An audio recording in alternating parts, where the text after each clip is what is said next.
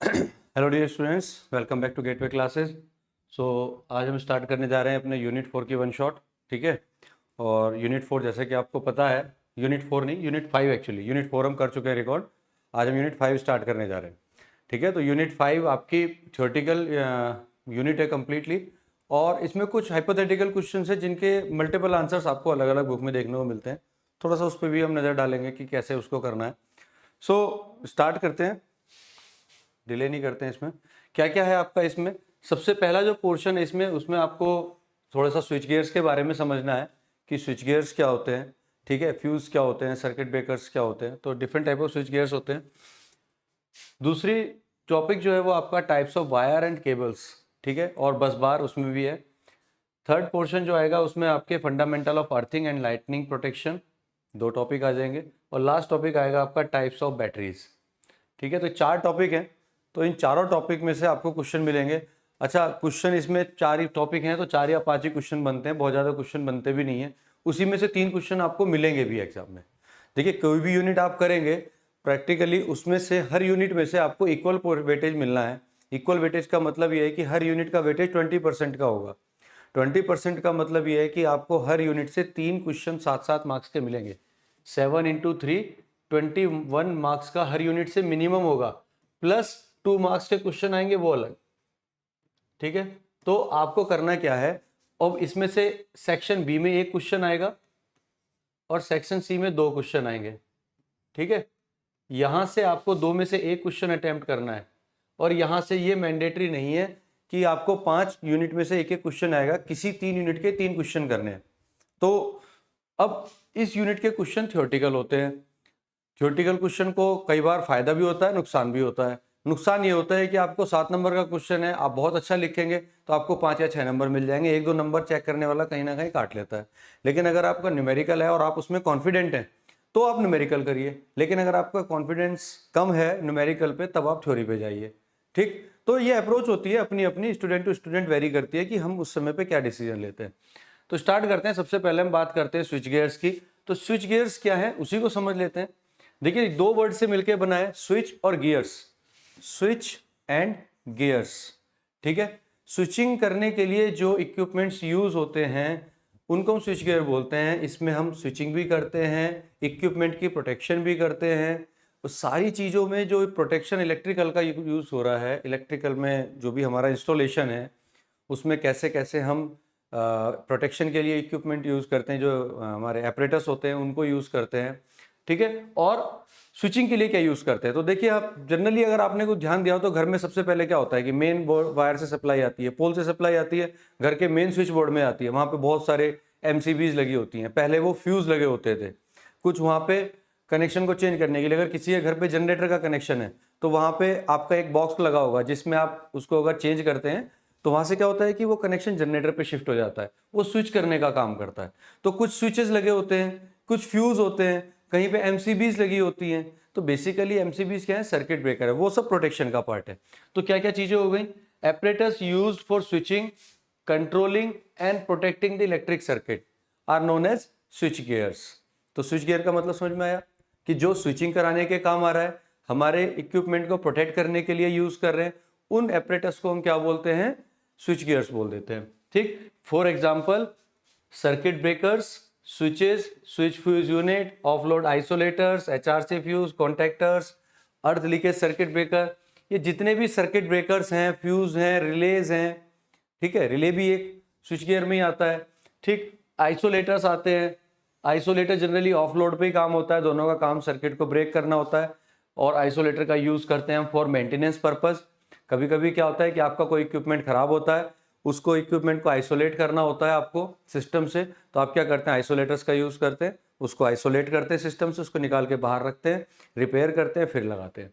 Circuit breaker का काम क्या होता है, जब लोड पे आप काम कर रहे होते हो, आपसे अगर क्वेश्चन आ जाए कि what is the difference between circuit breaker and isolator, तो सर्किट ब्रेकर ऑन लोड पे काम करता है, जबकि आइसोलेटर जो होता है वो ऑफ लोड पे काम करता है।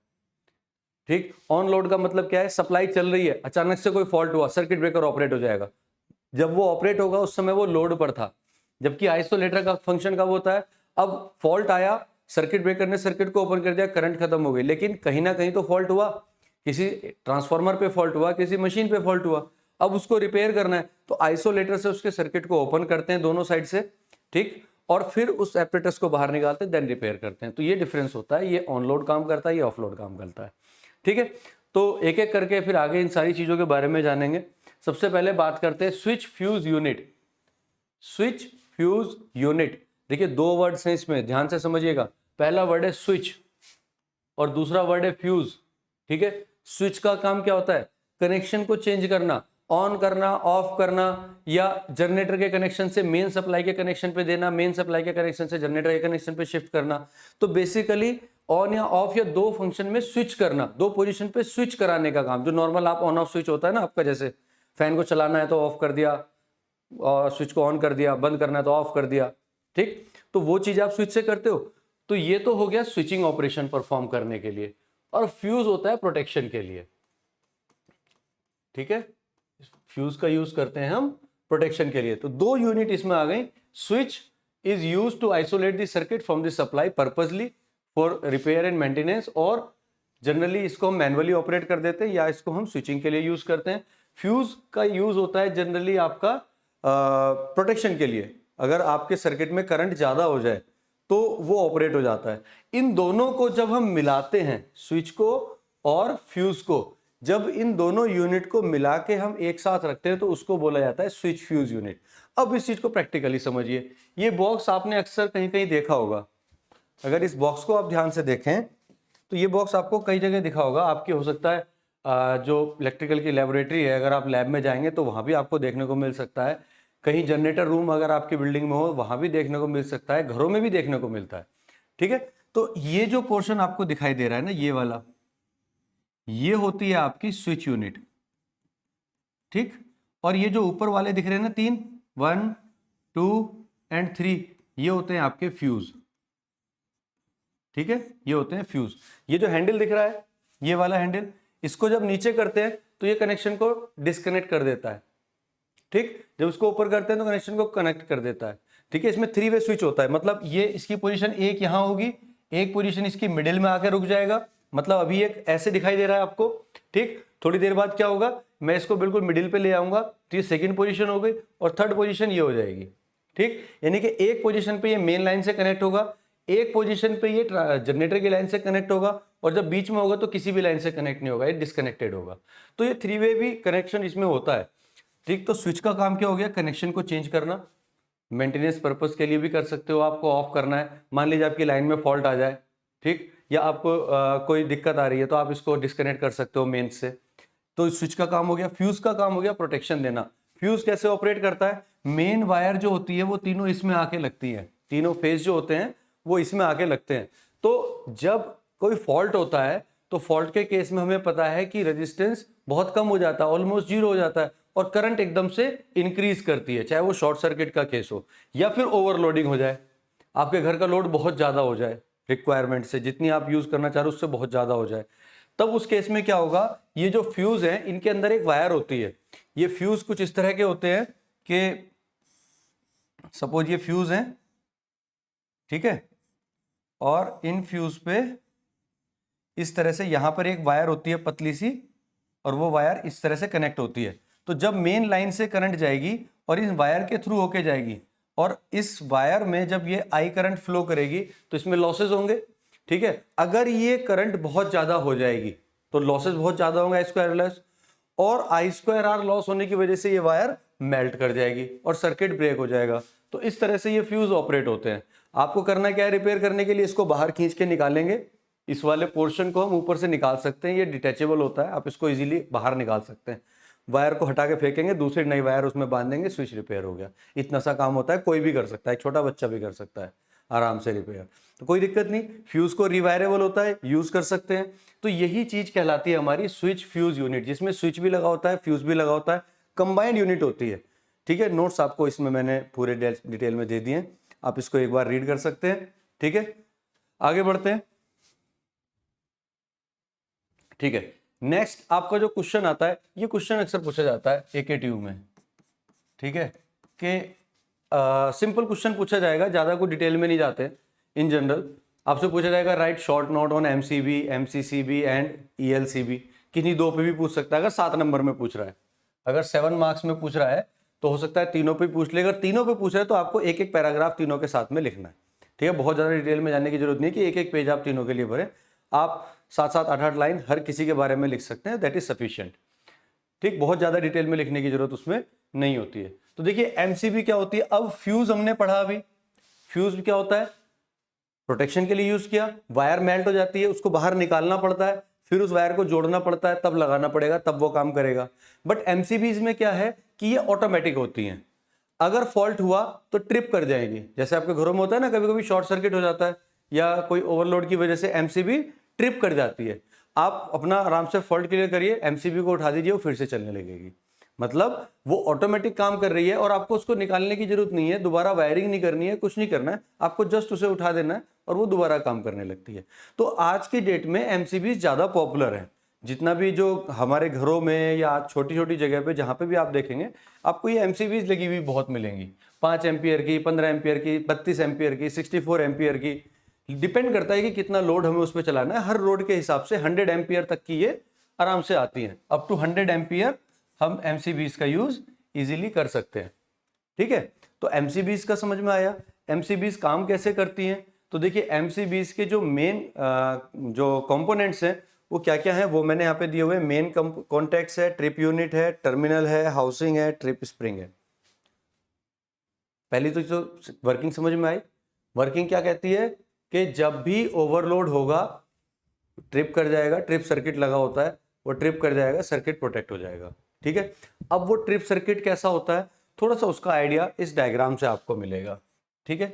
उसका आइडिया आपको लेना है तो आप इस डायग्राम से आइडिया ले सकते हैं। जो ट्रिप सर्किट है हमारा वो कैसे काम करता है, तो इसको समझिए कि यहाँ पे लोड हमारा कनेक्टेड है, ठीक है। उसके साथ में ये बाईमेटालिक स्ट्रिप लगी हुई है, बाईमेटालिक एक स्ट्रिप लगी हुई है, और इसके साथ में ये कनेक्शन लगा हुआ है। यहाँ से ये कनेक्शन हमने यहाँ पे कॉन्टैक्ट को जोड़ दिया, और यहाँ पे ये ट्रिप बार है जो ट्रिप कराने का काम करती है। अब क्या होगा कि जब करंट ज्यादा जाएगी, करंट ज्यादा जाने से क्या होगा, लॉसेस बढ़ेंगे, लॉसेस बढ़ेंगे तो हीट प्रोड्यूस होगी, हीट प्रोड्यूस होगी तो ये जो बाईमेटालिक सरफेस है ये बैंड होना शुरू हो जाएगी, इसीलिए तो यूज करते हैं। तो जब ये हीट होगी तो ये बैंड हुई, यहां देखिए ये बैंड हुई, बैंड होने के बाद ये इस ट्रिप बार पे टकराएगी, ट्रिप बार पे टकराएगी तो ये इसको थोड़ा सा आगे शिफ्ट कर देगी, ये आगे शिफ्ट कर देगी तो कनेक्शन यहां से ओपन हो जाएगा। कनेक्शन यहां से ओपन हो जाएगा तो ये कनेक्शन यहां से मेन लाइन से भी इसको ओपन कर देगा। तो जो कनेक्शन मेरे आउटर सर्किट को बन रहा था, जो करंट मेरी ऐसे ऐसे ऐसे होती हुई जा रही थी, ठीक है, यहां जा रही थी, अब वो कनेक्शन यहां से ब्रेक हो जाएगा और मेरा जो सर्किट है वो प्रोटेक्ट हो जाएगा। तो ये मेन फंक्शन होता है आपका ट्रिप सर्किट का। अब और क्या क्या इसके अलावा होता है, मेन कॉन्टैक्ट्स होते हैं। तो मेन कॉन्टैक्ट जहां पे ऊपर यहाँ पे आप देख रहे हो, यहां से मेन वायर आती है, ये मेन कॉन्टैक्ट्स हो गए आपके। ट्रिप यूनिट मैंने आपको बता दिया, टर्मिनल्स हो गए इनकमिंग और आउटगोइंग वायर्स के लिए, हाउसिंग हो गई, ठीक है। हाउसिंग क्या, जो पूरा केस है इसका, ये जो बाहर प्लास्टिक वाला दिखाई दे रहा है, ये पूरा केस जितना भी है ये इसकी हाउसिंग कहलाती है। ट्रिप स्प्रिंग होता है। ट्रिप स्प्रिंग का मतलब एक मैकेनिज्म होता है, इसके अंदर एक स्प्रिंग लगा होता है जो इसको वापस लाने के काम करता है। जैसे अब उठा दिया ना, ठीक है, एक स्प्रिंग लगाया, ट्रिप कर गई कॉइल, नीचे गिरी, उसको वापस उठाना है तो उसके लिए एक स्प्रिंग लगा होता है, वो उसकी सपोर्ट के लिए, तो वो स्प्रिंग ट्रिप स्प्रिंग कहलाता है। तो these are some component of MCBs. तो जरूरी नहीं आप सारे लिख पाओ, आपको सबसे मेन इंपॉर्टेंट है ट्रिप यूनिट, आपको मेंशन करनी जरूरी है। टर्मिनल्स आप थोड़ा सा बता दीजिए, 2-3 पार्ट आप बताएं, दैट इज सफिशिएंट, ठीक है। इसके अलावा एमसीसीबी पूछा जाता है। तो देखिए एमसीसीबी और एमसीबी में 2-3 छोटे छोटे डिफरेंस है। सबसे पहली बात कि एमसीबी का यूज जनरली किया जाता है डोमेस्टिक पर्पज पे, जहां पे कम रेटिंग, जैसे घरों में है, घरों में कितना लोड होता है, 10 किलोवाट 20 किलोवाट ज्यादा से ज्यादा, ठीक है, इससे ज्यादा तो नहीं होता। 10 किलोवाट बहुत ज्यादा होता है, ज्यादातर घरों में 5 किलोवाट 4 किलोवाट का लोड होता है, वहां एमसीबीज लगाते हैं हम, ठीक। लेकिन जहां लोड ज्यादा होता है, इंडस्ट्री होती है, फैक्ट्रीज होती हैं, जो छोटी छोटी मशीन, जो छोटे छोटे कारखाने हैं, वहां पर जब लोड थोड़ा ज्यादा होता है तो वहां पे एमसीबीज की बजाय हम एमसीसीबी को प्रीफर करते हैं। 2 रीजन है, एक तो इनकी करंट रेटिंग ज्यादा होती है, 100 से ऊपर होती है, ठीक है, ग्रेटर देन 100 पे हम इसको यूज कर सकते हैं। दूसरा, इसका जो बेनिफिट होता है, ये रिमोटली ऑपरेट हो सकती है, यानी कि हम इसको रिमोटली मतलब दूर बैठ के भी कंट्रोल कर सकते हैं, वहां से इसको ऑन ऑफ करने का फैसिलिटी भी हमें इसमें मिल जाती है। तीसरी चीज, इसमें एडजस्टेबल ट्रिप सेटिंग होती है। इसमें वहां पे तो फिक्स है ट्रिप सेटिंग कि भाई इतनी करंट पे ये ट्रिप कर ही जाएगा। इसमें आप सेट कर सकते हो कि अगर इतनी करंट से ज्यादा होने लगे लिमिट तो ये ट्रिप कर जाए। ठीक है, आप चाहते हो कि 10 एम्पियर से ऊपर अगर लोड जाए तो ट्रिप कर जाए, आपने उसको चेंज करना चाहते हो नेक्स्ट टाइम के लिए 15 एम्पियर पे, तो 15 एम्पियर पे भी काम कर जाएगी। यानी कि आपको फ्लेक्सिबिलिटी मिल गई। एमसीबी में फिक्स है कि अगर 10 एम्पियर की एमसीबी है तो 10 एम्पियर पे ट्रिप कर जाएगी, ये 10 एम्पियर पे भी कर जाएगी, और लेकिन जब जरूरत पड़ेगी 15 एम्पियर की तो ये 15 एम्पियर पे भी ट्रिप कर जाएगी।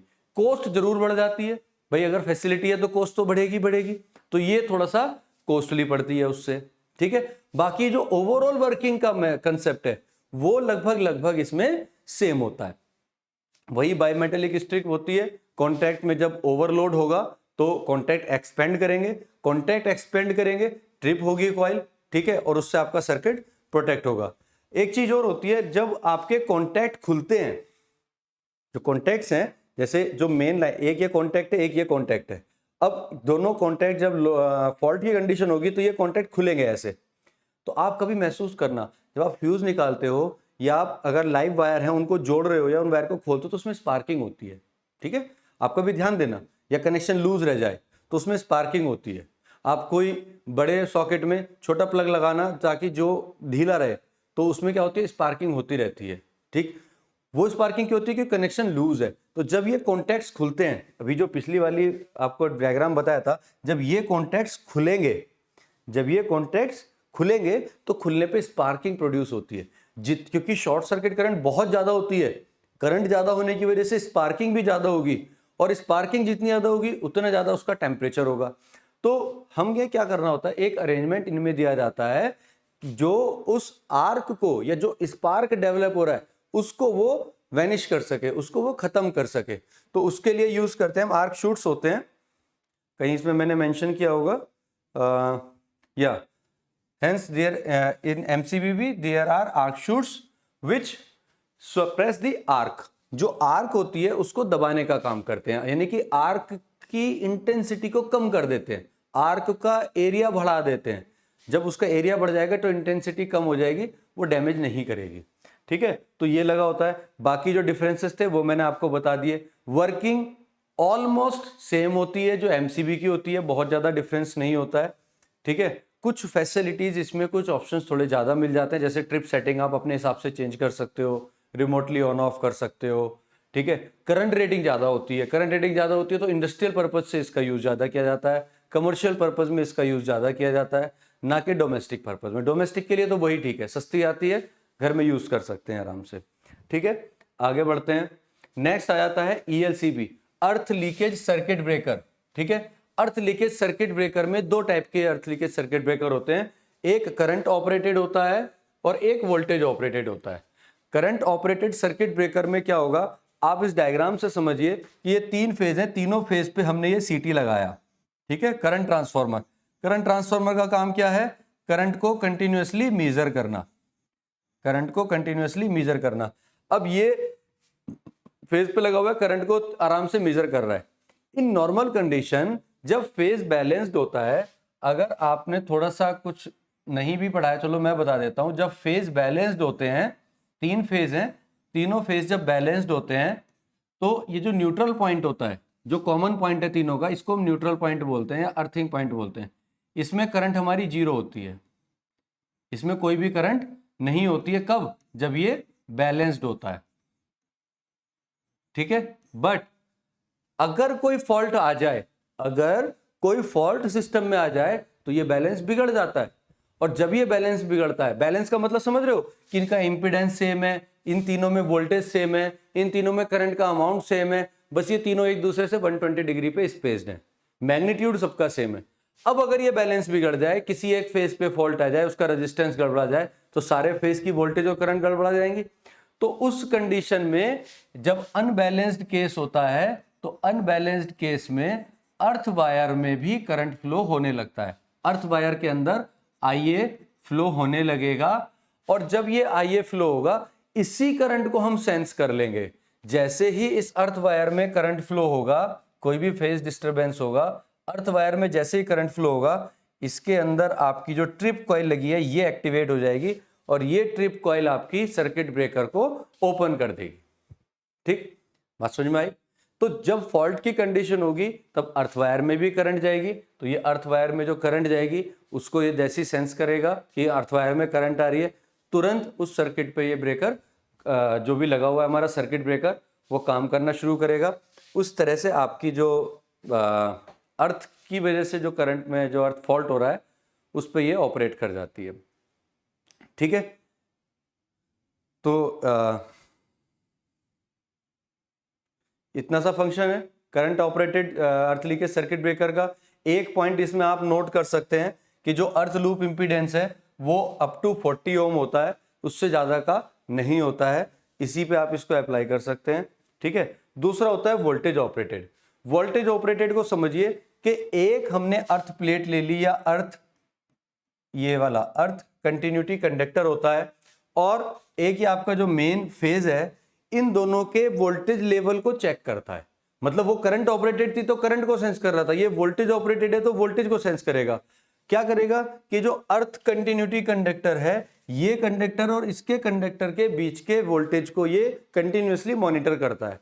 जैसे ही ये वोल्टेज एक जो लिमिट है हमारी, सफिशिएंट लिमिट जो भी होगी अर्थ इलेक्ट्रोड की, उससे राइज करेगा। जैसे ही जो प्री डिफाइंड लिमिट है हमारी उससे राइज करेगा, इसके अंदर ट्रिप कॉइल के अंदर करंट फ्लो करनी शुरू कर देगी। जो भी रिक्वायर्ड करंट है, करंट तो कंटिन्यूअसली फ्लो कर रही है, लेकिन ये ट्रिप कब करेगा? जब एक प्रिस्क्राइब्ड लिमिट से ज्यादा करंट हो जाएगी। जैसे आपका ट्रिप सर्किट है, अब ट्रिप सर्किट को 10 एम्पियर पे ट्रिप करना है, जब तक 10 एम्पियर करंट नहीं जाएगी वो ट्रिप नहीं करेगा, करंट भले फ्लो करती रहे। करंट 2 एम्पियर जा रही है, 4 एम्पियर जा रही है, तो जब रिक्वायर्ड करंट इससे ज्यादा इसमें फ्लो होने लगेगी, इस वोल्टेज को मेजर करता रहेगा कंटिन्यूअस, और ये करंट इसमें बढ़ती रहेगी। जैसे ये वोल्टेज लेवल बढ़ेगा करंट बढ़ेगी, करंट बढ़ेगा तो ये सर्किट ब्रेकर को ओपन कर देगा, और जैसे इसने सर्किट ब्रेकर को ओपन किया, आपका जो सर्किट था वो ओपन हो गया और प्रोटेक्ट हो गया आपका। ठीक है, तो ये अर्थ लीकेज सर्किट ब्रेकर होता है।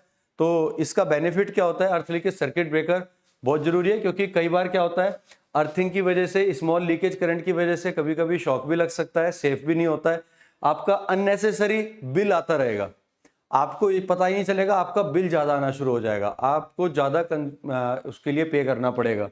ठीक है, तो इलेक्ट्रिसिटी सेव नहीं होगी, आपकी एनर्जी कंजर्वेशन आप इससे अचीव कर सकते हैं, छोटे छोटे फॉल्ट्स आप इससे डिटेक्ट कर सकते हैं, और ऑब्वियसली आपकी प्रोटेक्शन तो होगी ही होगी। अगर अर्थिंग है तो अर्थिंग की वजह से आपको शॉक लग सकता है। ठीक, तो ये हो गया आपका ELCB। अब एक 2 नंबर में क्वेश्चन पूछ सकता है 2 मार्क्स में। देखिए 2 मार्क्स में क्वेश्चन क्या क्या पूछ सकता है, आपसे कह सकता है कि फ्यूज में और MCB में डिफरेंस बताओ। तो फ्यूज में MCB में डिफरेंस, आई होप के इतना सब बताने के बाद आप बता पाएंगे कि फ्यूज मैनुअली ऑपरेटेड होता है, MCB ऑटोमेटिक होती है। फ्यूज को रिवायरेबल कर सकते हैं, इसको रिवायरेबल नहीं कर सकते हैं। फ्यूज में स्प्रिंग नहीं होता है, इसमें स्प्रिंग होता है। उसमें ट्रिप सर्किट होता है, उसमें ट्रिप सर्किट नहीं होता, सिंपल एक वायर होती है। ठीक है, उसकी करंट रेटिंग थोड़ी लो होती है, इसकी करंट रेटिंग थोड़ी ज़्यादा होती है। ठीक है, ये ज़्यादा सेफ होता है उसके कंपैरिजन में। ठीक है, इसका ऑपरेटिंग टाइम बहुत सही होता है MCB का, फ्यूज का ऑपरेटिंग टाइम कम होता है। मतलब उसको तो जब तक करंट उसको मेल्ट नहीं करेगी वायर को, तब तक वो चलता ही रहेगा। इधर क्या है कि करंट जैसे डिजायर्ड वैल्यू पे पहुंची, ट्रिप कर गया, तो ये ज्यादा सिक्योर है, ज्यादा एक्यूरेट है, तो डिफरेंस आप क्रिएट कर सकते हैं। एक क्वेश्चन आपसे पूछा जा सकता है 2 मार्क्स में, MCB और MCCB में डिफरेंस बताओ। वो भी मैंने आपको अभी डिटेल में बताए दोनों। ठीक है, कि इसकी करंट रेटिंग ज्यादा होती है। ठीक है, 10 to 200 एम्पियर्स तक यूज कर सकते हैं, इसको अप टू 100 एम्पियर तक यूज कर सकते हैं। इसको रिमोटली नहीं यूज कर सकते, इसको रिमोटली यूज कर सकते हैं। ठीक है, और इन दोनों का काम लगभग सेम है। ओवरलोड के लिए भी यूज करते हैं, शॉर्ट सर्किट करंट के लिए भी यूज करते हैं, यहाँ ओवर टेम्परेचर के लिए भी यूज कर सकते हैं, फॉल्ट करंट के लिए भी यूज कर सकते हैं। तो दोनों की एप्लीकेशन ऑलमोस्ट सेम है। Lightning circuit and low load के लिए यूज कर सकते हैं, इसको ज्यादातर हैवी लोड के लिए यूज किया जाता है। ये कमर्शियल और इंडस्ट्रियल पर्पज से यूज किया जाता है, इसको डोमेस्टिक पर्पज से यूज किया जाता है। तो ये डिफरेंस मैं आपको ऑलरेडी बता चुका हूं। यहां देने का पर्पज ये कि आपको नोट्स में मिल जाएगा, तो आप एक बार पढ़ लोगे। ठीक है, इसके साथ साथ आप फ्यूज वर्सेस MCB भी पढ़ लें, क्योंकि अगर 2 मार्क्स में आया तो ये क्वेश्चन भी बनता है, ये क्वेश्चन भी आपसे पूछा जा सकता है, तो इनमें थोड़ा सा डिफरेंस आपको पता होना चाहिए। ठीक, आगे बढ़ते हैं। नेक्स्ट टॉपिक है एयर सर्किट ब्रेकर। देखिए ये भी सर्किट ब्रेकर है और जितना चल रहा है सब सर्किट ब्रेकर ही चल रहा है अभी, ठीक है। एमसीबी भी सर्किट ब्रेकर है, miniature circuit breaker, MCCB moulded case circuit breaker. अब आ गया आपका ईएलसीबी भी आपका अर्थ लीकेज सर्किट ब्रेकर। अब आया air circuit breaker. Air circuit breaker का मतलब ये है कि आपकी जो आर्क बनती है ना, उसको एक्सटिंग्विश करने के लिए, उसको वैनिश करने के लिए हम कुछ अलग से मीडियम यूज नहीं कर रहे, हम एयर से ही उसको खत्म कर दे रहे हैं। क्योंकि जब सर्किट ब्रेकर की बात होती है तो बहुत टाइप के सर्किट ब्रेकर आते हैं। ऑयल का यूज करते हैं तो उसको बोलते हैं ऑयल सर्किट ब्रेकर, जिसमें आर्क को क्विंच करने के लिए ऑयल का यूज किया जाता है। SF6 गैस सर्किट ब्रेकर, उसमें सल्फ्यूरिक हेक्साफ्लोराइड गैस का यूज करते हैं आर्क को खत्म करने के लिए, तो वो SF6 सर्किट ब्रेकर हो गया। आपको केवल पढ़ना है एयर सर्किट ब्रेकर। अब एयर सर्किट ब्रेकर को अगर आप देखें तो इसमें एयर का यूज करते हैं हम, ठीक है। जो नॉर्मल एयर है, मतलब ओपन में रखा है, इसमें कोई अलग से हम तेल वेल ऑयल वगैरह का कोई यूज नहीं करना, ये ऐसे ही आर्क इसकी क्विंच हो जाती है। कैसे होती है? इसमें दो तरह के कॉन्टैक्ट्स होते हैं। अगर आप ध्यान से देखें तो एक कॉन्टैक्ट इसमें ये लगा हुआ है आपका, तो ये तो हो गया आपका मेन कॉन्टैक्ट, ठीक है। और एक कॉन्टैक्ट आपका ये लगा होता है, ठीक है, एक कॉन्टैक्ट ये लगा होता है, ये होता है आर्क कॉन्टैक्ट।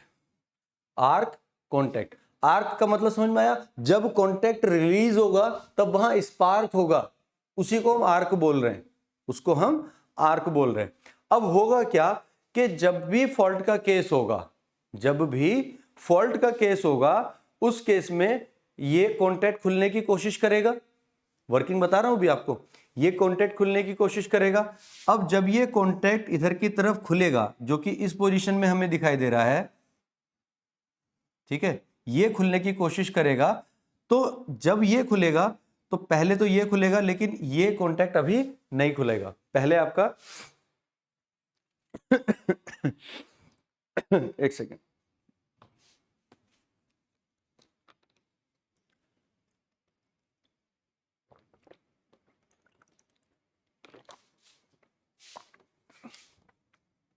हाँ जी। तो जब ये कॉन्टैक्ट खुलेगा उस समय पे ये कॉन्टैक्ट नहीं खुलेगा, ठीक है। एक समय पे पहले मेन कॉन्टैक्ट खुलेगा, फिर ये वाला कॉन्टैक्ट खुलेगा। तो उससे क्या फर्क पड़ेगा कि जब ये कॉन्टैक्ट खुला तो कनेक्शन बना हुआ था, आर्क तो डेवलप ही नहीं हुई। जब मेन कॉन्टैक्ट खुला आर्क डेवलप नहीं हुई, क्योंकि ये कॉन्टैक्ट उस समय पे बंद था। जब ये खुल चुका उसके बाद धीरे धीरे ये कॉन्टैक्ट खुलेगा, अब आर्क डेवलप होगी। तो आप इनकी शेप देखिए, इनकी शेप ऐसे है, पहले यहां पे आर्क डेवलप होगी, अब ये आर्क ऊपर की तरफ जाएगी, तो यहां पर एरिया आपको दिख रहा है कितना बड़ा हो गया। अब ये आर्क ऐसे डेवलप हो गई, और इस आर्क के बीच में भी हमने ये स्प्लिटर लगा दिए, ये रॉड लगा दी ना छोटी छोटी सी, ये क्या है? Arc splitter. ये आर्क को स्प्लिट कर देंगे, तोड़ देंगे छोटे छोटे हिस्सों में। मतलब जो आर्क डेवलप हुई उस आर्क को बारीक बारीक हिस्सों में ये ब्रेक कर देंगे, और जब ये आर्क को ब्रेक करेंगे तो इस आर्क की इंटेंसिटी हो जाएगी बहुत कम, और ये आपके जो सर्किट है उसको डैमेज नहीं कर पाएगी। बस यही होती है इसकी वर्किंग। इसी को आपको एक्सप्लेन करना है, इसी को आपको समझाना है, ठीक है। आगे बढ़े। नेक्स्ट टॉपिक है आपका, ठीक है। अब नेक्स्ट टॉपिक है आपका different type of wires and cable. अब ये बड़ा हाइपोथेटिकल क्वेश्चन है, मैंने पहले भी डिस्कस किया था, अभी भी बता रहा हूं। इस क्वेश्चन में अलग अलग तरीके से क्वेश्चन के अलग अलग तरीके के आंसर मिलेंगे। मैंने बहुत इसको थोड़ा सा मेहनत करके कोशिश ये की है कि मैं आपको इसको कैटेगराइज कर पाऊं कि कैसे इसको आपको एक्सप्लेन करना है। मान लीजिए क्वेश्चन आपसे पूछता है explain different types of cables. Cable की बात कर रहा है आपसे कि कितने टाइप के केबल्स होते हैं। तो अब आप केबल को डिफाइन करने के लिए बहुत सारे पैरामीटर हो सकते हैं। क्या क्या पैरामीटर हो सकते हैं? आप बता सकते हो कि साहब कौन सा कंडक्टर यूज कर रहे हैं, उसके बेस पे डिवाइड कर दूं क्या? अगर उसके बेस पे डिवाइड करता हूं तो मैं बताऊंगा कि कॉपर के भी कंडक्टर होते हैं और एल्यूमिनियम के भी होते हैं, बेस्ड ऑन अगर मटेरियल की बात करें। अगर बात करते हैं नंबर ऑफ कोर, तो साहब 1 कोर केबल भी होते हैं, ट्विन कोर भी होते हैं, 3 कोर केबल्स भी होते हैं, 4 कोर केबल्स भी होते हैं, ठीक है। मान लीजिए कहीं 3 फेज सप्लाई देनी है तो 3 तो फेज वायर हो गई RYB, और चौथी वायर हो गई न्यूट्रल की, तो 4 वायर हो गई ना, 4 कोर हो गई। 3 वायर भी होती है, 2 वायर भी होती है। जो आपके नॉर्मल घरों में सिंगल फेज वायर है उसमें एक फेज और एक न्यूट्रल की वायर होती है, तो वो 2 वायर हो गई। ठीक है, 3 वायर भी होती हैं इसी तरह से, और सिंगल कोर केबल तो होती है, जो जिसमें सिंगल कोर होती है। तीसरा पैरामीटर हो सकता है वोल्टेज ग्रेडिंग। जब मैं वोल्टेज ग्रेडिंग की बात करता हूं तो मैं 4 ग्रेडिंग पे बात कर लेता हूं। सबसे पहले हम बात करते हैं लो टेंशन केबल।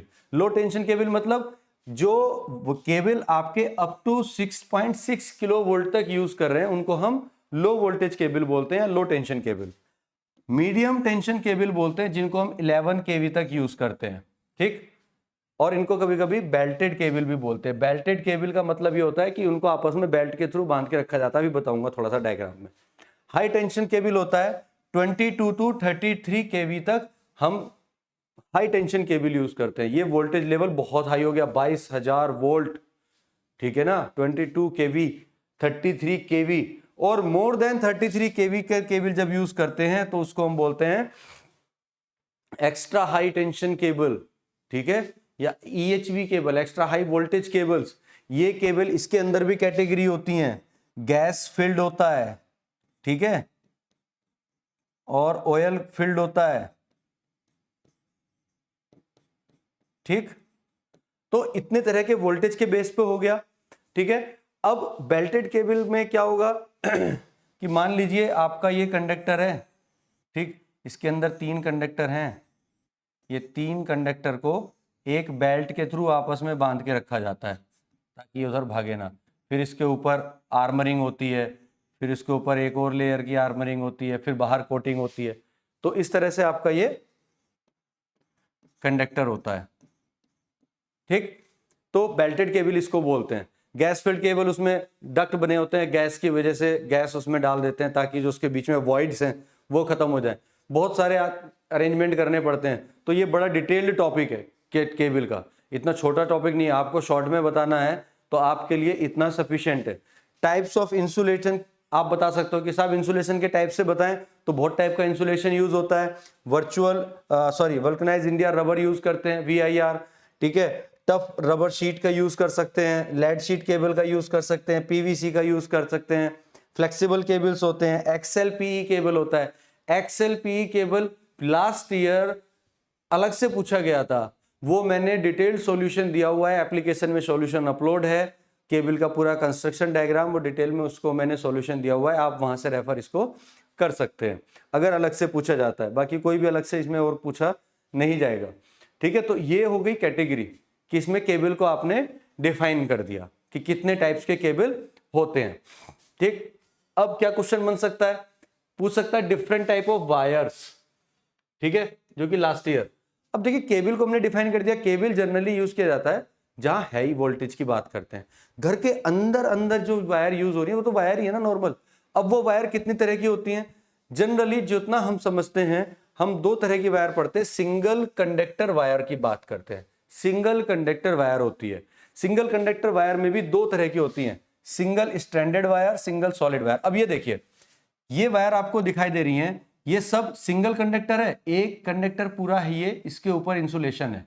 लेकिन ये जो है ये बंच ऑफ कंडक्टर है, इसके अंदर बहुत सारे कंडक्टर आपको दिखाई दे रहे होंगे। तो ये स्ट्रैंडेड वायर होगी। जब आप वायर को छीलते हैं तो आपको उसके अंदर बहुत सारे पतले पतले तार दिखाई देंगे, तो वो स्ट्रैंडेड वायर कहलाती है। जबकि कुछ वायर ऐसी होती हैं जिसमें से केवल एक कोर निकलती है, केवल एक वायर निकलेगी बाहर, ठीक। देखने में बाहर से दोनों एक से लगेंगी, बट जब इसको छीलते हैं तो ये मोटी होती है, थोड़ी सी थिक होता है ये कंडक्टर। तो ये हो गया single core cable, solid wire बोलते हैं इसको, सिंगल सॉलिड वायर। जबकि ये हो गया सिंगल स्ट्रैंडेड वायर। और ये एक वायर में एक ही कंडक्टर यूज होगा, एक फेज में एक वायर का यूज करेंगे। एक मेन लाइन के लिए यूज कर लिया, एक रिटर्न के लिए यूज कर लिया, चलता है। इन्वर्टर में यूज कर सकते हैं, ठीक है, मेन लाइन में यूज करते हैं, घरों के अंदर यूज करते हैं, ठीक है। एक कैटेगरी तो ये सबसे ज्यादा तो यही वायर की कैटेगरी होती है, टाइप्स ऑफ वायर की अगर बात करें। दूसरी PVC वायर, आप इसको टाइप्स में डिफाइन कर सकते हैं, हालांकि ये इंसुलेशन पे बेस्ड है। तो देखिए यहां पर क्या है, ये बाहर वाला PVC की कोटिंग है और इसके अंदर 3 वायर हैं और तीनों की अलग अलग इंसुलेशन हो रखी है। इसकी अलग इंसुलेशन है, इसकी अलग है, इसकी अलग है। तो ये 3 कोर केबल है या 3 कोर वायर है। जैसा प्रेस की वायर आप देखिए, जो आयरन करते हैं ना घर में, उसमें 3 वायर होती है उसके अंदर, या कोई और हो सकती है, लैपटॉप की वायर होगी जिसमें भी 3 पिन प्लग होते हैं, उसमें 3 वायर्स होती हैं और तीनों अलग अलग इंसुलेटेड होती हैं। तो वो वायर आपकी कहलाती है PVC वायर, कह सकते हैं उसको। वल्कनाइज इंडिया रबर वायर, उसमें भी इसी तरह का होता है, इंसुलेशन पे बेस्ड है बेसिकली, किस तरह का इंसुलेशन है। फ्लेक्सिबल वायर हो सकती है, फ्लेक्सिबल वायर मतलब जहां पे आपको मल्टीपल टर्न्स देने होते हैं तो वो फ्लेक्सिबल वायर होती हैं, कि मल्टीपल टर्न्स देने से उन पर कोई इफेक्ट नहीं आता है, ठीक है, फ्लेक्सिबल वायर हो सकती हैं।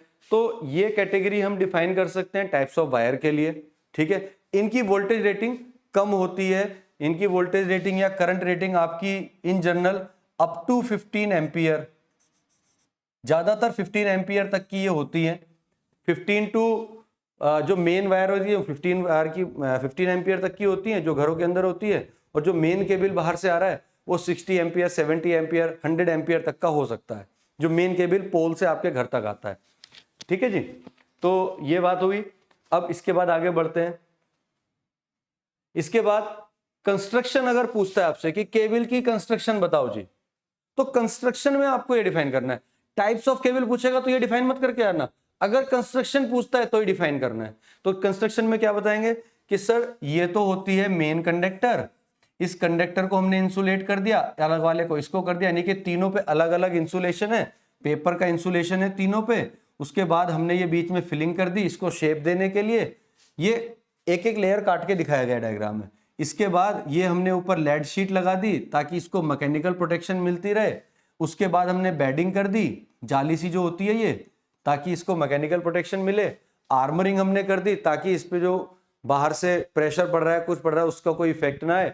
और फिर उसके बाद बाहर सर्विंग पीवीसी की हो सकती है या किसी और मटेरियल की हो सकती है। तो ये बेसिकली इस कंडक्टर के बाद सारा इंसुलेशन ही है, सारा इंसुलेशन है। क्या क्या है? कंडक्टर ऑफ कोर, तो ये तो कंडक्टर आ गया, ठीक। उसके बाद इंसुलेशन, तो हर कोर को हमने पेपर से कवर कर दिया, ये पेपर इंसुलेशन हो गया। उसके बाद मेटालिक शीट आ गई, लेड की होगी या एल्यूमिनियम शीट होती है जो कि आपको मैकेनिकल प्रोटेक्शन प्रोवाइड कराती है और मॉइस्चर और अदर गैस को अंदर जाने से रोकती है, ठीक है। तीसरी बेडिंग हो गई, ठीक है। बेडिंग का काम क्या हो गया, जो इनका जो भी मटेरियल है जूट टाइप मटेरियल लगते हैं ताकि इसमें कुछ मॉइस्चर ना जाए, कोरिजन ना हो, कोई मैकेनिकल इंजरी ना हो। आर्मरिंग होती है ताकि ये इसको प्रोटेक्शन, मतलब इसके ऊपर अगर लोड पड़ जाए, खिंच जाए वायर तो शॉर्ट ना हो, अंदर से कोई वायर टूटे ना, मजबूती बनी रहे। और सर्विंग जो लास्ट लेयर होती है, ठीक है, बाहर वाली जो आपकी पीवीसी की भी हो सकती है और एक्सएलपी भी हो सकती है, वीआरआईआर रबर भी हो सकती है, तो वो बेसिकली होती है आपकी। तो ये कंस्ट्रक्शन में आप डिफाइन करेंगे। तो क्वेश्चन को देखना, समझिएगा इसको कि क्या चीज पूछ रहा है, उसके हिसाब से आपको डिफाइन करना है। ऐसा नहीं है कि केबल देखा और कंस्ट्रक्शन डिफाइन कर दी। भाई पहले ये देखिए आप केबल में वो पूछना क्या चाह रहा है, कंस्ट्रक्शन पूछ रहा है या टाइप्स पूछ रहा है। टाइप्स पूछ रहा है तो पहले वाला, और अगर कंस्ट्रक्शन पूछ रहा है तब ये करना है। अब इसी के डायग्राम को आप समझिए कि देखिए क्या है कि सबसे पहले हमारे पास 3 कंडक्टर हैं, ठीक है। तीनों कंडक्टर पे इंसुलेशन है, तीनों कंडक्टर पे इंडिविजुअल इंसुलेशन है। फिर इन तीनों कंडक्टर को आपस में मिला दिया और ये फिलिंग कर दी, ये जो फिलिंग आपको दिखाई दे रही है, ठीक है। उसके ऊपर फिर ये लेड शीट आ गई एक, ठीक। फिर लेड शीट आ गई, फिर लेड शीट के ऊपर बेडिंग आ गई, तो ये बेडिंग आ गई,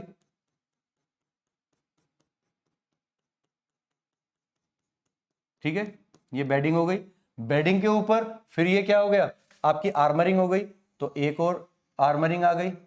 इस आर्मरिंग के ऊपर एक और लेयर आ गई जो कि आपकी पीवीसी की आ गई, तो ये पीवीसी हो गई, ये आर्मरिंग हो गया, ठीक है। ये आपकी बेडिंग हो गई, ठीक। ये इसके ऊपर जो लेयर बची ये आपकी इंसुलेशन लेड शीट हो गई, ठीक। ये कंडक्टर हो गया मेन, ये आपका पेपर इंसुलेशन हो गया, ठीक है। तो अगर कहीं आपसे ये फ्रंट व्यू भी आपसे बताना, आपसे कोई कहने लगे 3 कोर केबल बनाना है, तो आप 3 कोर के लिए डायग्राम बना के आ सकते हो जो अभी बनाया। 4 के लिए कहे तो बस यहाँ पे एक और कंडक्टर बना दो, 4 कोर का बन जाएगा।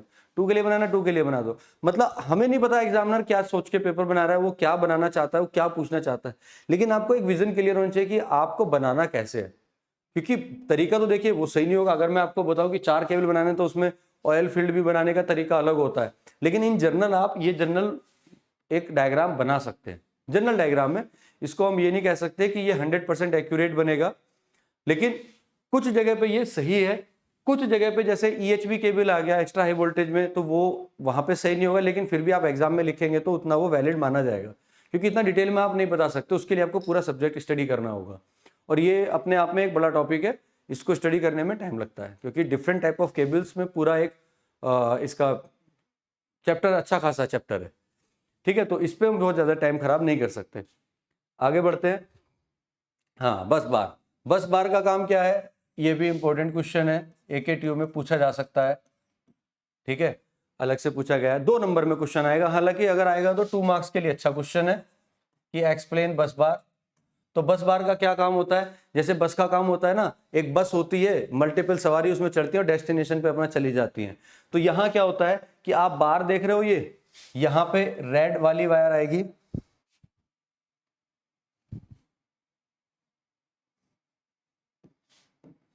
यहां से रेड वाली वायर कनेक्ट हो जाएगी, ठीक है, ये येलो वाली वायर कनेक्ट हो जाएगी और ये ब्लू वाली वायर कनेक्ट हो जाएगी, और ये ब्लैक है तो मैं इसको व्हाइट कर दे रहा हूं, नहीं तो समझ में नहीं आएगा, ये ब्लैक है, ठीक है। अब हाँ जी, तो ये बाहर से वायर आई मेन सप्लाई से, इस पे आपने कनेक्ट कर दिया। अब मान लीजिए कि ए बंदे के घर को कनेक्शन चाहिए, तो वो क्या करेगा, एक वायर यहां लगाएगा, ठीक है, और एक न्यूट्रल पे लगाएगा, ठीक, 2 वायर लेगा और अपने घर में कनेक्शन जोड़ देगा। ये ए के घर को चला गया। मान लीजिए बी को चाहिए, तो बी क्या करेगा, उसने वाई फेज से एक वायर उठाई, एक न्यूट्रल से उठाई और कनेक्शन कर लिया। अब ये नट बोल्ट लगे हैं, आराम से कनेक्ट कर सकते हो, लग्स लगाएंगे, ठीक है, और इसको आराम से कनेक्ट कर सकते हो, तो इजीली कनेक्शन बनाया जा सकता है, ठीक है। सी को कनेक्शन चाहिए, तो सी के लिए क्या किया, एक फेज बी से उठाया और अपना एक न्यूट्रल उठा दिया, यानी कि सिंगल फेज ही तो चाहिए ना सबको, तो कोई सा भी एक फेज यूज कर सकते हैं।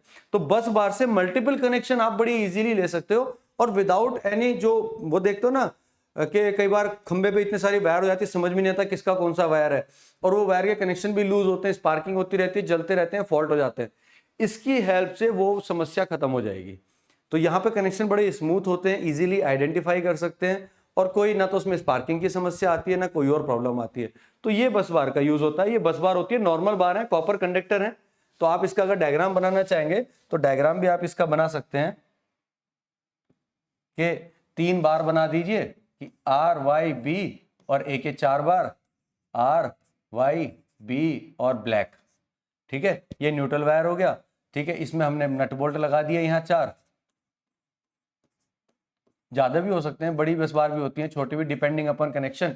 और यहां से हम कोई भी कनेक्शन ले सकते हैं। इसमें मेन लाइन आती है पीछे से, इधर की तरफ आपके कनेक्शन हो जाते हैं, जितने भी कनेक्शन आपको देने हैं, ठीक है। तो ये बस बार हो गया। आगे बढ़ते हैं, अर्थिंग। अब देखिए, अर्थिंग पे भी क्वेश्चन पूछा जाए तो आपसे अगर पूछे कि भाई अर्थिंग है क्या और क्यों इसकी रिक्वायरमेंट है, क्यों करें earthing, why it is required, तो कई बार इसमें क्वेश्चन कैसा आता है, कई बार इसमें आपसे नेसेसिटी के नाम से पूछ लेता है, what is the necessity of earthing, why it is required, what do you mean by earthing. सबका आंसर एक ही लिखना है, वो ये लिखना है क्या, कि process of transferring the immediate discharge of the electrical energy directly to the earth by the help of low resistance wire. यानी कि इन केस ऑफ फॉल्ट, जो फॉल्ट करंट है उसको लो रेजिस्टेंस वायर के थ्रू अर्थ तक पहुंचाने का जो काम करता है उसको हम अर्थिंग बोलते हैं। अब ये किस लिए होगा, ऑब्वियसली आपकी प्रोटेक्शन के लिए। मान लीजिए घर में मोटर लग रही है, पंप लग रहा है पानी चलाने वाला, अब उस पर करंट आ गया, उसकी बॉडी में करंट आने लगा, अगर वो प्रॉपरली अर्थ है तो आपको शॉक नहीं लगेगा, लेकिन अगर वो अर्थ नहीं है तो जैसे ही आप उसको छूओगे आपके करंट लगेगा, ठीक। तो उससे बचने के लिए हम अर्थिंग करते हैं, इक्विपमेंट अर्थिंग भी करते हैं। तो बेसिकली तो अर्थिंग में यही काम करते हैं, प्रोटेक्शन के लिए यूज करते हैं। अब इसको समझिए कैसे करते हैं। मान लीजिए ये कोई इक्विपमेंट है, अब इसकी अर्थिंग आपने नहीं की है, इसकी अर्थिंग आपने नहीं की है, इस इक्विपमेंट की अर्थिंग आपने नहीं की, अब इसमें फॉल्ट आ गया, इसकी बॉडी से ये लाइव वायर टच हो गई, तो इसमें करंट आया, अब इसमें करंट चल रहा है, आपको तो नहीं पता इसमें करंट है, आप जाए आपने चुपचाप इसको पकड़ लिया, ये गलती से हाथ रख दिया, तो करंट क्या होगा, अब वो फॉल्ट करंट आपकी बॉडी के थ्रू पास होते हुए अर्थ में जाएगी, और due to the resistance of body आपको एक शॉक लगेगा। वो शॉक बहुत हाई भी हो सकता है, कम भी हो सकता है, बच भी सकते हैं, नहीं भी बच सकते हैं। कुछ नहीं पता। अब इससे बचना है तो क्या करें, हमने क्या किया, एक वायर ली और उसको अर्थ से कनेक्ट कर दिया, इस मशीन से जोड़ के उसको अर्थ से कनेक्ट कर दिया, जैसे कि आप यहां देख रहे हो, ये वायर को हमने अर्थ से कनेक्ट कर दिया। अब जब भी इस पे फॉल्ट आएगा, ये सारी की सारी फॉल्ट करंट इस वायर के थ्रू अर्थ में चली जाएगी। क्यों? क्योंकि इसका हमने ऐसी वायर चूज की है जिसका रेजिस्टेंस बहुत कम है। अब रेजिस्टेंस कम है तो मैक्सिमम करंट इस वायर के थ्रू फ्लो कर जाएगी, मैक्सिमम करंट फ्लो करके अर्थ में चली जाएगी। और जब भी आप इसको टच करोगे तो वो करंट आपके थ्रू नहीं जाएगी। क्यों? क्योंकि अब करंट, फॉल्ट करंट के जाने के दो रास्ते हैं, या तो ये आने वाली फॉल्ट करंट आपकी बॉडी के थ्रू जाए, या ये जो शॉर्ट सर्किट वायर है इसके थ्रू जाए। इसको मिलेगा लो रेजिस्टेंस पाथ जो वायर वाला है, तो ये तो उसी से फॉलो करेगी ना, आपके थ्रू क्यों जाएगी, आपकी बॉडी में तो रेजिस्टेंस है, यहां तो इसको रेजिस्टेंस मिल ही नहीं रहा, तो ये शॉर्ट सर्किट वाला पाथ फॉलो करेगी, आपकी बॉडी में जाएगी नहीं। तो इससे कोई भी पर्सन प्रोटेक्ट हो सकता है। ठीक है, तो ये होता है आपकी अर्थिंग की फिनोमिना। ठीक है, और अर्थिंग से कैसे बचा जा सकता है।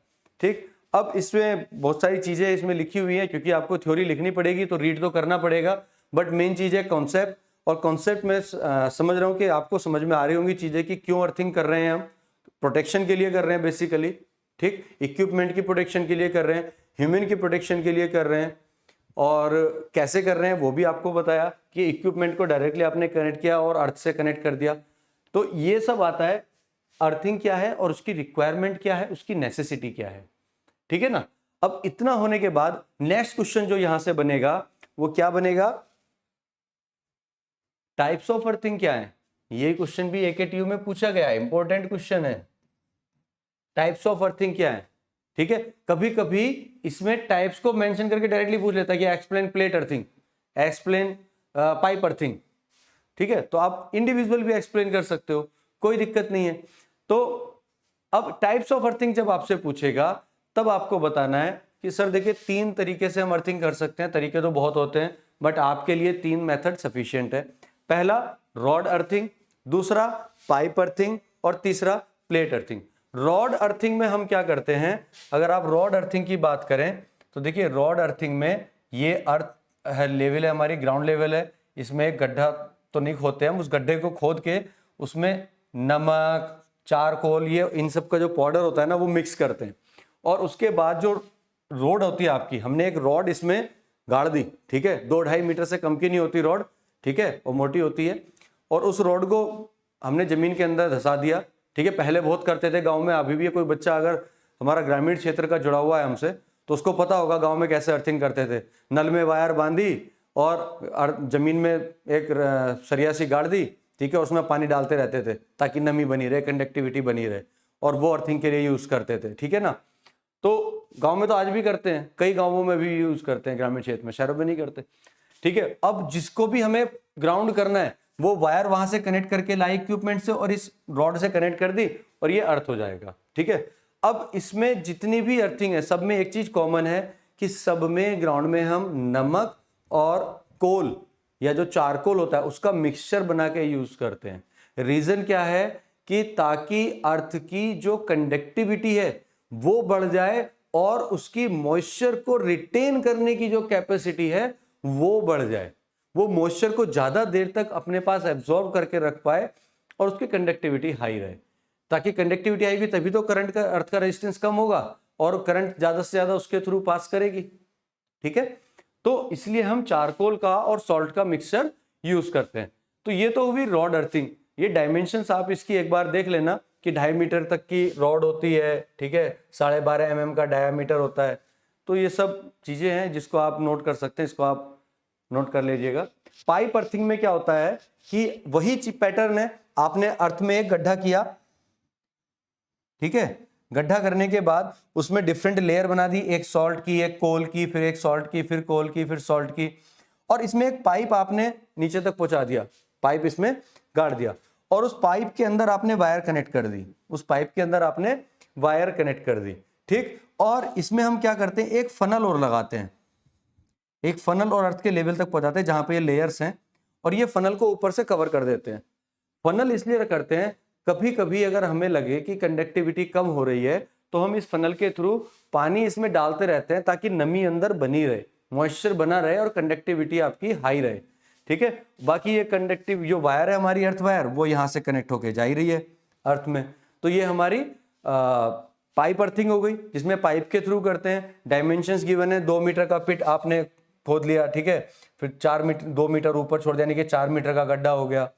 ठीक, तो इस तरह से हम इसकी अर्थिंग को करते हैं, जो पाइप अर्थिंग होती है। चारकोल का और इसका यूज हो गया, आपको समझ में आ गया होगा, कंडक्टिविटी और मॉइस्चर को रिटेन करने के लिए। अब ये जरूरी नहीं है कि अर्थ वायर हो, ये आपकी जीआई स्ट्रिप भी हो सकती है, गैल्वेनाइज आयरन की स्ट्रिप भी होती है, कि एक स्ट्रिप आती है, पतली सी पट्टी ऐसी होती है, उसको इक्विपमेंट पे कनेक्ट किया नट बोल्ट के हेल्प से और पट्टी को नीचे बिछाते हुए ले गए और अर्थ में कनेक्ट कर दिया। ठीक है जी, तो ये हुआ। पानी का अरेंजमेंट किया जाता है इसमें, रॉड में जरूरत नहीं है। सेम चीज आपकी प्लेट अर्थिंग में भी है, सेम चीज हमारी प्लेट अर्थिंग में भी है, बस थोड़ा सा डिफरेंस ये है कि वहां पाइप लगाते थे, यहां पे हम एक प्लेट लगाते हैं, कॉपर की एक प्लेट लगाते हैं, उसके थ्रू वायर कनेक्ट करते हैं और ये हमारा जो कंडक्ट पाइप है वो लगाते हैं।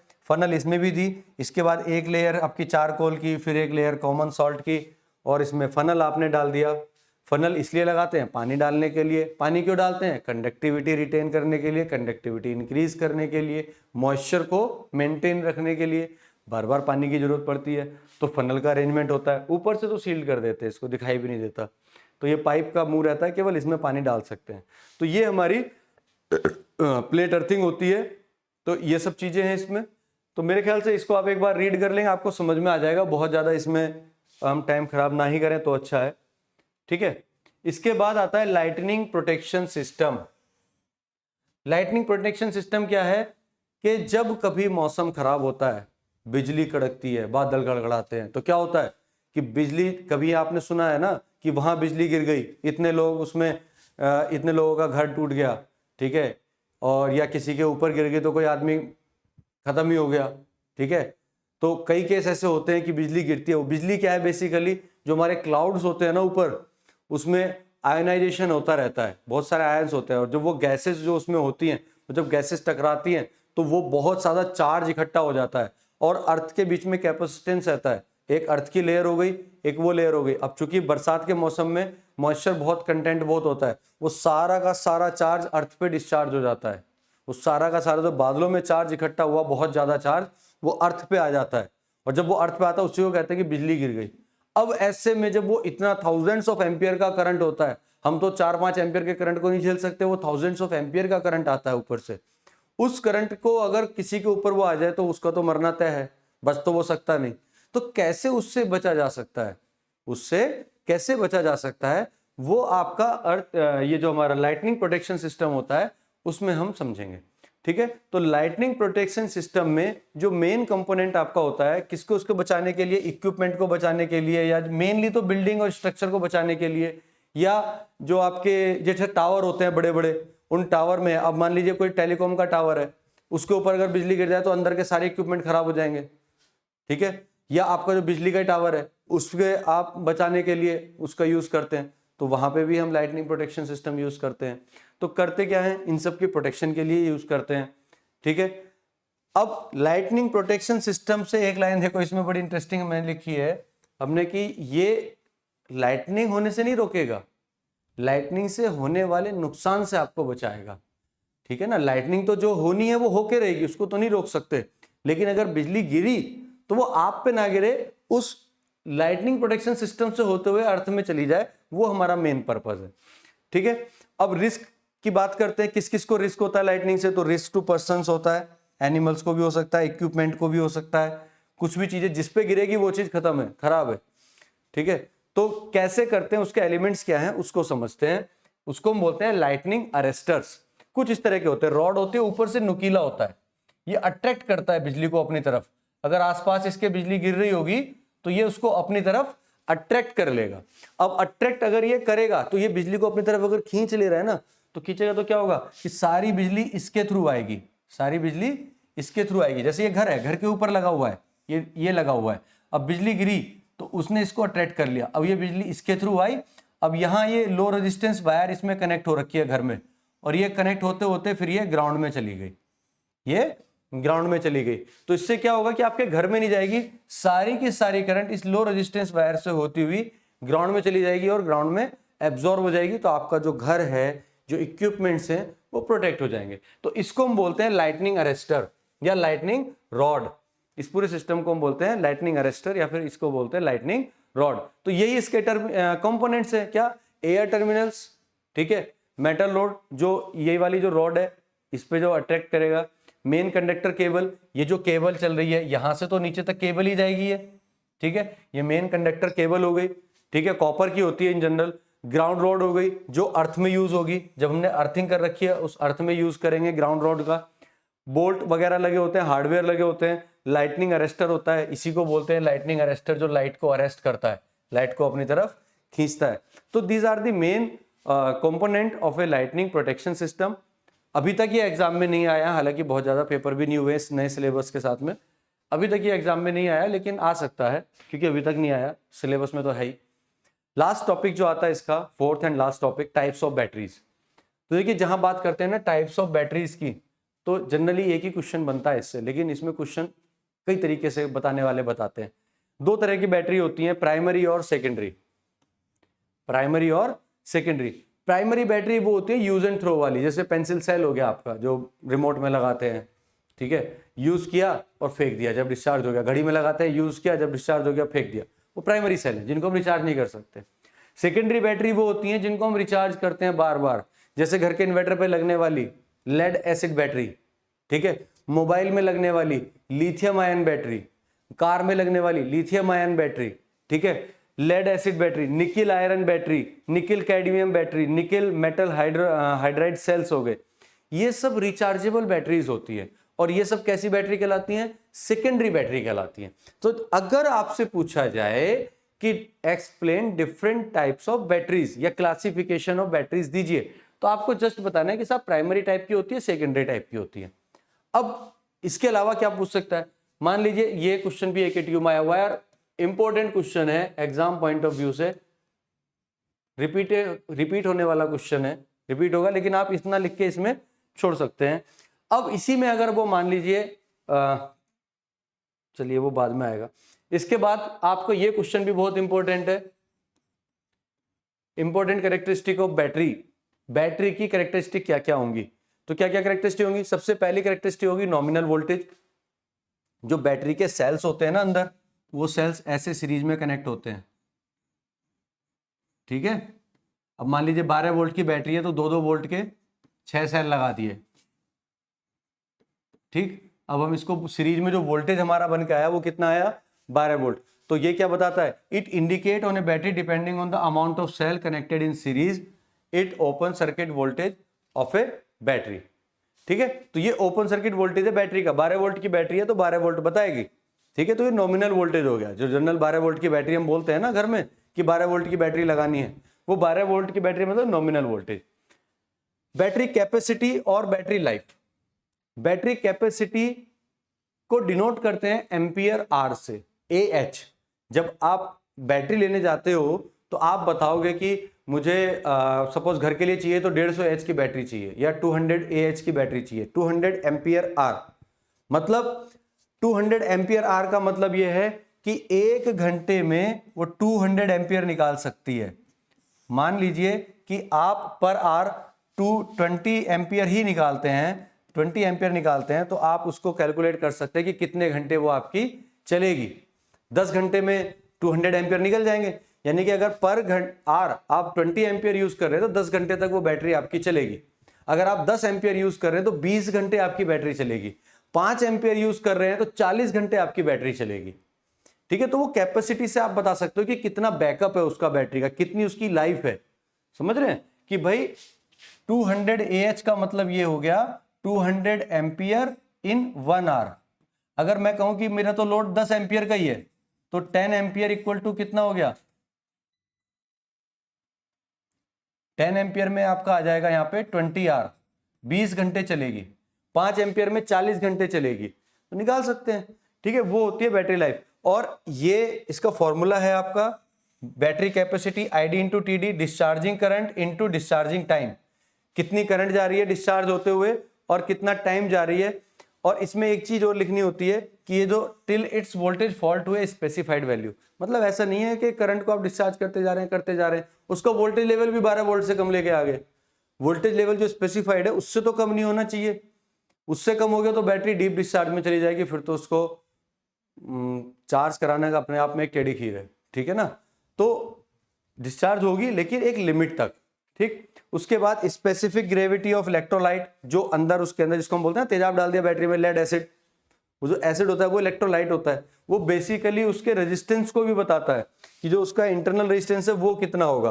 तो ये स्पेसिफिक ग्रेविटी बताती है, बैटरी की कैपेसिटी में एक अच्छा खासा रोल प्ले करती है कि कितनी कैपेसिटी होगी। स्पेसिफिक एनर्जी, इसको हम डिनोट करते हैं वॉट आवर में, जैसे ये हमारी बैटरी कैपेसिटी है एम्पियर आवर में होती है, स्पेसिफिक एनर्जी वॉट आवर में होती है WH में, ठीक है, per KG weight is called specific energy, ठीक है। और दो तीन चीजें हैं, क्या क्या है, इलेक्ट्रिकल कैरेक्टरिस्टिक्स, ठीक है, वो कर्व आ जाएगा इसमें, जो कर्व हम डिस्चार्जिंग और डिस्चार्जिंग का भी आगे दिखाएंगे वो कर्व। बैटरी एफिशिएंसी, तो एफिशिएंसी दो तरीके से निकाल सकते हैं हम इसमें, एक एम्पियर आर एफिशिएंसी निकाल सकते हैं, इसमें हम बताएंगे। अब एफिशिएंसी तो हमेशा आउटपुट अपॉन इनपुट होता है, तो कितना आपने डिस्चार्ज हुई वैल्यू, करंट ने कितना डिस्चार्ज हुआ, टाइम कितना डिस्चार्जिंग में लगा, ठीक है, अपॉन चार्जिंग में कितना टाइम लगा और चार्ज होने में कितना टाइम लगा, कितनी करंट लगी और कितना टाइम लगा, यानी कि इनपुट दिया आपने charging current charging time, output लिया डिस्चार्जिंग करंट डिस्चार्जिंग टाइम, दोनों को डिवाइड किया, एफिशिएंसी मिल जाएगी। वॉट आवर एफिशिएंसी हो जाएगी, वोल्टेज से और मल्टीप्लाई कर दीजिए, यानी कि इनपुट पावर और आउटपुट पावर, तो आउटपुट पावर होगी V इंटू आई इंटू टी, ठीक है, और इनपुट पावर होगी VC इंटू आई सी इंटू TC। यहाँ C का मतलब चार्जिंग से, VC मतलब चार्जिंग वोल्टेज, IC मतलब चार्जिंग करंट, TC मतलब चार्जिंग टाइम, सिमिलरली D मतलब डिस्चार्जिंग, ठीक है, इंटू 100 कर देंगे तो आपकी एफिशिएंसी निकल के आ जाएगी। अब मान लीजिए बैटरी की स्पेलिंग गलत हो गई, ठीक है, explain different type of batteries and explain anyone. अब इसमें अगर पूछा जाए तो आप क्या करेंगे, डिफरेंट टाइप ऑफ बैटरी में आप बताएंगे साहब प्राइमरी होती है, साहब सेकेंडरी होती है, तो आप बताओगे कि सर प्राइमरी होती है और सेकेंडरी होती है, सेकेंडरी में आप फिर बताओगे सर इतने टाइप की होती हैं, उसमें से इन जनरल आपसे किसी एक टाइप की पूछ लेता है। तो यहाँ पे आपको मैं 4-5 दे दे रहा हूँ सॉल्यूशन, तो आप उसमें से किसी भी एक को डिफाइन कर सकते हैं, किसी भी एक को डिफाइन, ये सब सेकेंडरी बैटरी है बेसिकली। तो अगर क्लासिफिकेशन ऑफ बैटरी आता है तो आप इन सबको डिफाइन नहीं करेंगे, आप प्राइमरी सेकेंडरी बताएंगे बस, ठीक है, टाइप्स बता देंगे, डिफाइन नहीं करेंगे जब तक कि आपसे कहा ना जाए कि किसी पर्टिकुलर को डिफाइन करिए, कि एक्सप्लेन एनीवन ना करिए, तब तक आप इसको डिफाइन नहीं करेंगे। तो क्या क्या हो सकता है, लेड एसिड बैटरी को डिफाइन कर सकते हैं, लेड एसिड बैटरी होती है, ठीक है, उसके कैथोड पे क्या होता है, लेड पेरोक्साइड होता है, ठीक है, एनोड पे क्या होता है, उसके लेड होता है, ग्रे कलर का होता है, और इसके जो इलेक्ट्रोड होते हैं वो क्या बोलते हैं, डाइल्यूट सल्फ्यूरिक एसिड वगैरह होता है उसमें, और 31% कंसनट्रेटेड H2SO4 होता है। तो ये सब चीज़ें होती हैं। एडवांटेज क्या है इसके, सबको पता है, 80% की इसकी एफिशिएंसी होती है, ठीक है, रिचार्ज कर सकते हैं बार बार इसको 300 to 1500, एनवायरमेंट फ्रेंडली है, cost of battery is less, ठीक, जो जनरल घर में बैटरी यूज़ करते हैं वही लेड एसिड बैटरी है, ये और कुछ नहीं है, ठीक।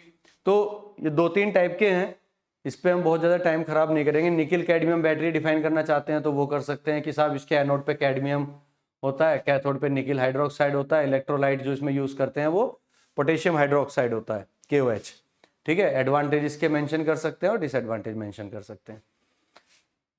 इसके अलावा लिथियम आयन बैटरी है, ये बहुत ज़्यादा यूज़ होने वाली बैटरी है, मोबाइल में यूज़ होती है आज के डेट में, ईवीज में जितने भी इलेक्ट्रिक व्हीकल्स हैं सब में यूज़ हो रही है, सबको पता है अच्छे से, ठीक है। इसके एनोड में क्या होता है, लिथियम कार्बन होता है, कैथोड में लिथियम मेटल ऑक्साइड होती है, ठीक।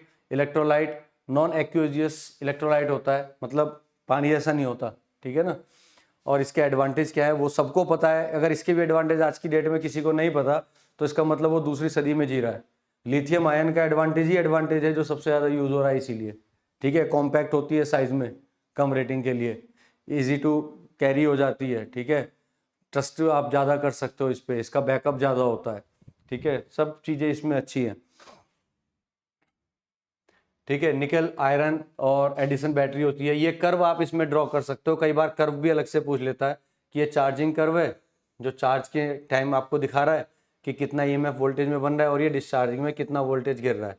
तो वोल्टेज एक स्पेसिफाइड वैल्यू से नीचे नहीं जाना चाहिए, उसी को इसमें डिफाइन किया है। तो चार्जिंग और डिस्चार्जिंग करंट दो ये जो कर्व है 2 मार्क्स में पूछा जा सकता है। जो हमारी इलेक्ट्रिकल कैरेक्टरिस्टिक थी उसमें भी आप इसको डिफाइन कर सकते हैं। ठीक है, तो इस पर ज़्यादा टाइम इसलिए लगा रहा हूँ, नहीं तो बहुत ज़्यादा लंबी हो जाएगी वीडियो, आपके लिए भी सही नहीं है। बैटरी बैकअप के लिए क्या यूज़ करते हैं आज की डेट में? Inverter, UPS. सबको पता है कि इन्वर्टर का यूज़ करते हैं, यूपीएस का यूज़ करते हैं। यूपीएस क्या काम करता है? बेसिकली वो डीसी को एसी में कन्वर्ट करके आपके घर में सप्लाई करता है, और यही काम करता है। बैटरी का यूज़ करते हैं, तो इस पर ज़्यादा नहीं डिटेल में जाएंगे, ये क्वेश्चन इतना इंपॉर्टेंट है भी नहीं। अब इसमें क्वेश्चन आपका AKTU में पूछा गया था 2 मार्क्स में। 2 मार्क्स में क्वेश्चन आया था कि भैया बैटरी बैकअप बताओ। एक 100 AH की बैटरी है, 100 वाट से कनेक्टेड है और सप्लाई वोल्टेज 12 वोल्ट है। तो इसका आप हमें ये बताइए कि इसका बैकअप कितना होगा। तो बैकअप कितना होगा भैया? बैकअप बता सकते हैं कितने आवर्स का होगा? तो 100 AH into 12 volt, watt hour होता है ना, पर वॉट। तो आपने क्या किया? इस AH को सिंपली वोल्टेज से मल्टीप्लाई किया, तो ये A इंटू V आपकी बन गई पावर वॉट, और H का मतलब R। तो वॉट आर पर 100 वॉट आपने निकाल दिया, कितना आया? 12 आवर्स पर 100 वॉट, क्योंकि 100 वॉट का लोड है आपका। तो 100 वॉट आर, तो आर आपको निकालने हैं। तो आपने क्या किया? सिंपल है ना, फॉर्मूला क्या बनेगा? Watt are upon watt. Watt से वॉट कट जाएगा तो क्या बचेंगे? आर। वॉट आर कितना बना आपका? AH था, AH इंटू V, तो V इंटू A क्या बन गया? वॉट। ठीक है ना, VI, और H बन गया R, यानी कि 100 इंटू 12 अपॉन 100, तो कितना बचा? 12 आवर्स। ठीक है, तो इस तरह से आप बैटरी बैकअप निकाल सकते हो। 2 मार्क्स में क्वेश्चन पूछा गया था, कोई बहुत ज़्यादा हैवी चीज़ नहीं पूछ ली थी। एक क्वेश्चन ये पूछा जा सकता है कि आपके एफिशिएंसी पे, कि एक डिस्चार्ज है, एल्कलाइन सेल है, ठीक है, एक स्टेडी करंट 4 एम्पियर की है, 12 घंटे के लिए चला रहे हैं, यानी कि आपको डिस्चार्जिंग का वो दे दिया, डिस्चार्जिंग करंट दे दी 4 एम्पियर, डिस्चार्जिंग का टाइम दे दिया, ठीक है, और डिस्चार्जिंग का वोल्टेज भी दे दिया 1.2 वोल्ट। फिर चार्जिंग का टाइम भी दिया आपको, क्या दिया? To restore it to original state of voltage, यानी कि चार्जिंग की बात कर रहे हैं। तो चार्जिंग में 3 एम्पियर करंट, टाइम 20 घंटे, और वोल्टेज 1.44 वोल्ट। अब आपसे पूछ रहा है एफिशिएंसी। जब आपसे पूछ रहा है एम्पियर आर की एफिशिएंसी, तो एम्पियर आवर की एफिशिएंसी क्या होती है?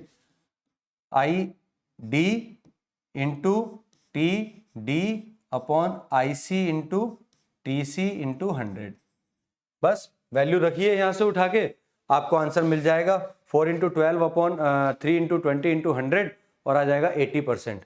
तो ये 80% आ जाएगी एम्पियर आर की एफिशिएंसी। वॉट के लिए क्या करना है? वोल्टेज से और मल्टीप्लाई कर देना है, यानी कि VD ID और TD upon VC IC TC into 100। जब इसको भी वैल्यू रख के सॉल्व करेंगे तो आ जाएगी 66.6%। ठीक है, तो सिंपल फॉर्मूला बेस्ड न्यूमेरिकल आएगा इसमें। 2-2 मार्क्स के न्यूमेरिकल आएंगे, 7 नंबर में न्यूमेरिकल नहीं आएगा, किसी कीमत पे नहीं आएगा 7 नंबर में न्यूमेरिकल। अगर न्यूमेरिकल आता है तो उसके साथ में थ्योरी का क्वेश्चन जरूर अटैच किया जाएगा, ये ध्यान रखिएगा। तो न्यूमेरिकल आपका 2 मार्क्स से ज्यादा का नहीं आएगा, 3-4 न्यूमेरिकल है, इन्हीं को आप तैयार कर लीजिए, इनसे अलग न्यूमेरिकल शायद ही आए। एक क्वेश्चन पूछा जा सकता है, calculate the energy consumption per day in a house using 5 CFL of 20 what. अब देखिए क्या कह रहा है, पर डे, एक दिन का निकालना है। पहले तो आप ये देखिए कितनी ड्यूरेशन के लिए निकलवा रहा है। पर डे मतलब 1 डे के लिए आपसे पूछ रहा है। कितना लोड है? 5 CFL 20 वॉट की, यानी कि 5 इंटू 20 वॉट की तो CFL हो गई। ठीक है जी, 3 फैन हो गए 60 वॉट के, 3 फैन हो गए 60 वॉट के, ठीक है, और 3-3 घंटे चल रहे हैं दिन में, यानी कि कितना हो गया? 3 घंटे ये चल रहा है और 3 घंटे ये चल रहा है, तो टोटल कितना हो गया? 20 पंजे 100 इंटू 3, यानी कि 300 वॉट, और ये चला 18 18 54 540 वॉट। पूरे दिन में इतना लोड चला फॉर 1 डे। फॉर 1 डे कितना लोड चला? 300 प्लस 840, इतना लोड हमारा एक दिन में चला।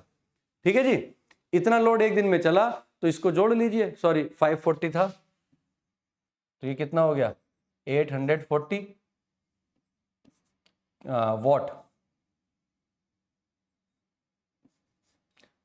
आर, या हम इसको लिख सकते हैं 0.84 किलो वॉट आर। पूरे दिन में 0.8 यूनिट खर्च की केवल। अब क्वेश्चन इसमें कैसे भी आ सकता है, क्वेश्चन ऐसे भी पूछ सकता है कि साहब मेरे पास 4 पंखे चल रहे थे 60 वॉट के, 6 घंटे चलते हैं, ठीक है।